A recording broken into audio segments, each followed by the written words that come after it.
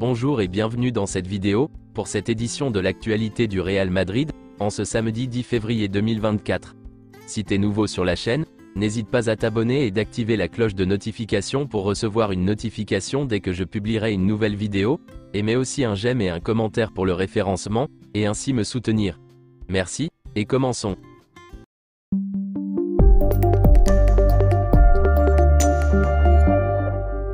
Hier, l'équipe a continué à préparer à la Ciudad Real Madrid la rencontre de la 24e journée de Liga. Le leader de la Liga s'est exercé à la Ciudad Real Madrid, et a effectué son dernier entraînement avant de se mesurer à Gérone au Santiago Bernabéu, lors du match correspondant à la 24e journée de championnat. Après avoir entamé la séance par un échauffement articulaire, les joueurs ont réalisé des toros, des exercices physiques et tactiques sur la pelouse. Ils ont ensuite disputé un match sur un terrain aux dimensions réduites, et terminé par des frappes et des coups francs. Nacho a alterné travail sur la pelouse et à l'intérieur des installations, tandis que Courtois, Militao et Alaba ont poursuivi leur processus de récupération. Voici le groupe qui a été convoqué pour le match. Courtois, Nacho, Alaba et Militao sont les absents. Carlo Ancelotti est apparu dans la salle de presse de la Ciudad Real Madrid et a analysé le match contre Gérone. Voici ses déclarations. Match exigeant contre une équipe qui a fait mieux que tout le monde, comme le Real Madrid. Ce sera difficile et nous avons beaucoup de respect pour eux. Nous avons toute confiance pour gagner à nouveau après un match nul. Celui qui gagne aujourd'hui en profite, mais la Liga est encore très longue. Les deux équipes sont très bien positionnées, et le match ne décidera pas de la Liga, mais plutôt de qui prendra l'avantage sur les autres. Je ne pense pas que la Liga se décidera aujourd'hui quoi qu'il arrive. Les deux équipes ont un score très élevé et plus vite nous atteindrons 80 points, plus vite nous gagnerons. Avec 80, vous ne gagnez pas la Liga, mais si vous vous en approchez le plus tôt possible, vous êtes très proche. L'enthousiasme de Gérone est grand. Il peut gagner le match et diriger la Liga, et son enthousiasme est important. Vous devez considérer cela. Et il a aussi de l'argent pour louer un espace à Madrid, ce qui n'est pas bon marché. Les récupérations de Rudiger et Vinicius Junior. Rudiger s'est entraîné pour la première fois hier et a eu de bonnes sensations. Aujourd'hui, il aura un autre test. S'il se sent bien, il jouera et sinon nous ne pouvons pas le mettre en danger. Le ressenti du joueur compte. Voyons comment il réagit aujourd'hui. Vinicius Junior va bien. Nacho? Le travail individuel a commencé hier. C'est une surcharge et évidemment d'ici mardi, tout ira bien. Carvajal comme défenseur central? Je ne peux pas vous dire grand-chose. Carvajal sait comment doit jouer un défenseur central, et nous y travaillons le plus longtemps possible à l'entraînement. Lors des derniers matchs, sur un terrain réduit, Carvajal a toujours joué comme défenseur central. Si j'ai l'impression d'avoir eu de la malchance en raison de blessures, il n'y a pas ce genre de sensation, car cela signifie que vous baissez les bras. Nous n'avons jamais abandonné, et les problèmes que nous avons rencontrés ont été l'occasion de démontrer une forte motivation et un grand engagement. Le mois de février, janvier est un mois très compliqué et nous l'avons bien supporté. La Ligue des Champions revient également en février, et ce sera un autre mois important. Nous sommes arrivés à bon port et le matériel est en bon état. Lorsque Rudiger reviendra, l'urgence du défenseur central sera terminée, et nous pourrons penser à un mois de février positif. Le gardien de but? C'est un sujet qui est né avec la perte de Kepa en novembre. Lunin a joué et contribué. Ce n'est pas difficile de choisir ceux qui jouent mais plutôt le remplaçant. Je veux qu'ils soient tous les deux impliqués, parce qu'aucun d'eux ne mérite d'être remplaçant. Miguel Gutiérrez? Les joueurs dans leur état sont vus. Il a fait beaucoup de progrès et cette expérience lui a été très bénéfique. Il apporte beaucoup et est un joueur très important dans l'équipe. Cet été, nous prendrons la décision avec Gérone et le joueur. Le tacle qu'ils ont fait sur Mbappé lors du dernier match du PSG? Je n'ai pas vu le tacle, je n'ai vu que les matchs de la Coupe du Roi. Selon Footy Headlines, voici de vraies photos des 4e maillots du Real Madrid, en collaboration avec Yamamoto. L'utilisation des maillots n'est pas encore confirmée. Le maillot orange pourrait être utilisé par les gardiens.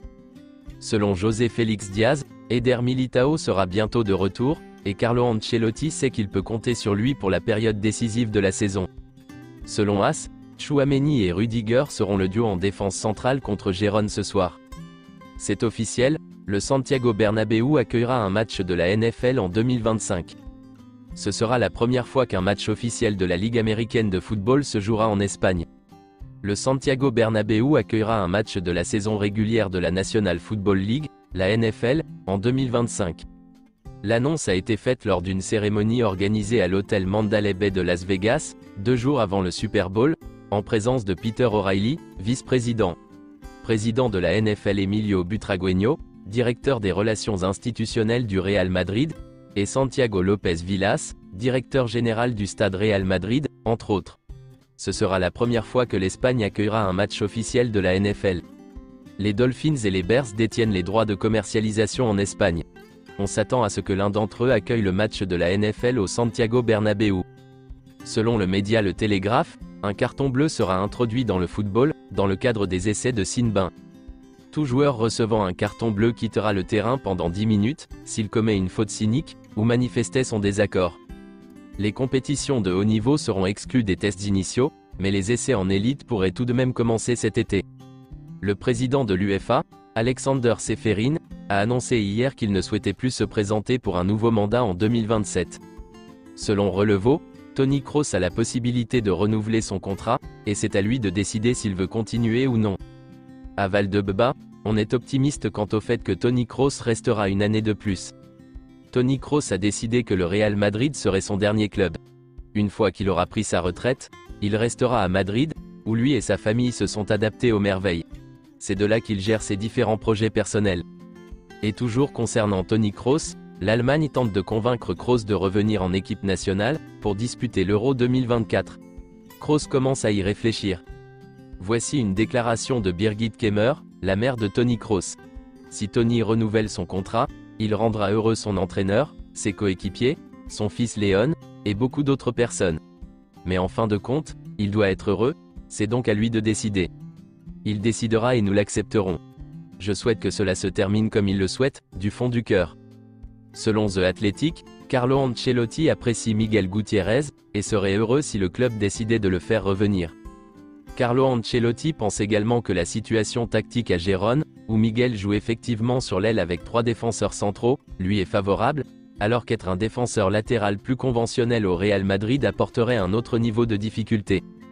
Brentford a exprimé un intérêt concret pour Miguel Gutiérrez en janvier, et était prêt à offrir 25 millions d'euros. Sa priorité est de terminer la saison avec Gérone, et d'attendre le Real Madrid, ou de plus grands clubs de Première Ligue. Mais selon Matteo Moretto, Miguel Gutiérrez privilégie un retour au Real Madrid à tout autre club, c'est son rêve. Ce qui se passera dans l'affaire Alphonso Davies aura une grande influence sur la décision du Real Madrid d'accepter ou non Miguel. Et selon certaines informations, le Bayern surveille aussi Miguel Gutiérrez. Selon The Athletic, Vinicius Junior a parlé du Real Madrid à Alphonso Davies. Il lui a fait part de son opinion positive sur le club et la ville. Les deux hommes entretiennent de très bonnes relations. Le Real Madrid a eu plusieurs entretiens avec l'entourage d'Alphonso Davies, pour lui présenter le projet conçu pour lui. Ils lui ont également demandé de ne pas renouveler son contrat.